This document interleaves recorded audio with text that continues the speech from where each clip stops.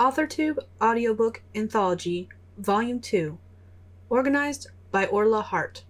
A Meeting of Souls, written and narrated by S.D. Haggis. 5 years. 5 years to the day since Leia's world turned upside down. 5 years since Bruce died and left her a widow, to raise their daughter Faith in his absence. She glanced down at her arm, at the tattoo she'd gotten on the first anniversary of Bruce's death. "Our souls will find one another again," she read aloud, remembering the soft smile on his face, the way his eyes had glimmered with pain and sadness, but also hope. That was Bruce. He believed in magic, in soulmates, in the unknown and mysterious.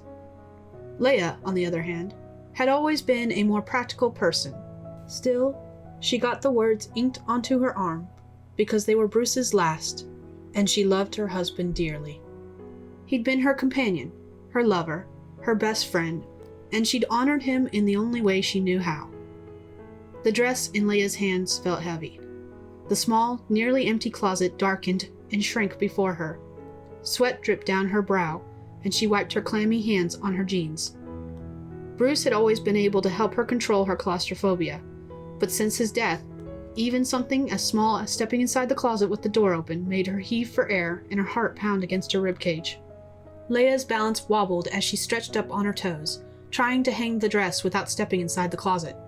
The hanger clipped into place, but Leia's balance gave out, and she fell forward. Panic rose inside her. She stretched out her arms, hoping to catch herself on the back wall.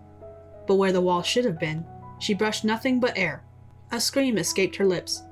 She closed her eyes, warding away the panic threatening to make her heart burst. She landed on the floor with a painful thud. Something wasn't right. Her mind registered the pain that made her grind her teeth and left her breathless, but there was something else as well. Her fingers splayed over the floor, searching the wrongness. Hard wood. That didn't make sense. Her closet was carpeted. Blinking tears from her eyes, Leia looked up and around. She should have been on the floor in her closet. She wasn't. Where was she?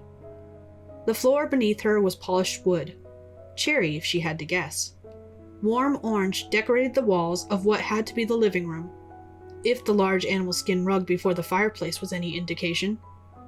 The color never would have worked in her home, but somehow she felt cozy and comfortable.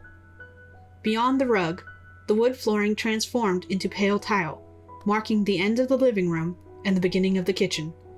A row of counters and cabinets matching the floor she lay on lined the far wall.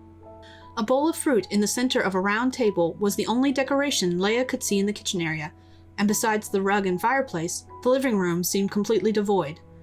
She glanced behind her and saw a carved wooden door. Intricate designs of mythical creatures danced around the door, surrounded in swaths of various kinds of vegetation and flowers. Leia knew she could stare at that door all day and still find something new to look at every few minutes. It was a wonderful piece of craftsmanship. Blinking again, Leia looked down at the floor and assessed her situation. Nothing was broken. Her wrists hurt where her hands had braced her impact, but the soreness was temporary and going away the longer she lay there.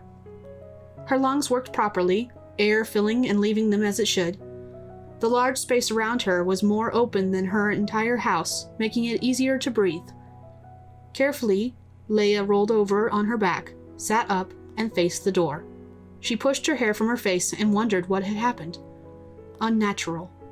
The word rose to her mind unbidden, and she laughed. That was exactly the kind of incident Bruce would have loved. He'd have been excited to fall into another place through the closet, like a strange Narnia adventure. Leia did not enjoy this caper the same way Bruce might have. All she wanted was to go home, finish putting clothes away, and make dinner for her and Faith. Leia's thoughts dashed as the door opened and a figure paused in the doorway. Her eyes traveled up from the floor, over a pair of equine legs and chest. As her gaze traveled upwards, where Leia expected the neck and head of a horse, she instead saw a human torso, bare as day, and a human face that stared at her in bewilderment. A single word fluttered from her mouth. Bruce? No, it wasn't Bruce. First, Bruce had been a human man, not a half-horse, half-human man. Could she even call this person a man when he was half-horse? What would one even call someone who was half-horse? A centaur? That sounded right. Second, the centaur was darker in respects that her husband hadn't been. Bruce's skin had been pale as moonlight, and burned in minutes no matter how much sunblock he lathered on. The sun itself had kissed the skin of the centaur. His shaggy hair was the same black as the fur covering his horse half, while Bruce's hair had been such a pale brown it was almost blonde. Still, the curve of his jaw, the strength in those cheekbones, the way his dark eyes narrowed in suspicion, it screamed Bruce through and through, which made no sense. Bruce was human. Human and dead. Ma'am, I'm not sure how you came to be in my house, but I'd appreciate it if you left. Even his voice was Bruce's. A shuddering breath escaped Leia's lungs. This wasn't Bruce, but she knew, without knowing how or why, it was. Our souls will find one another again.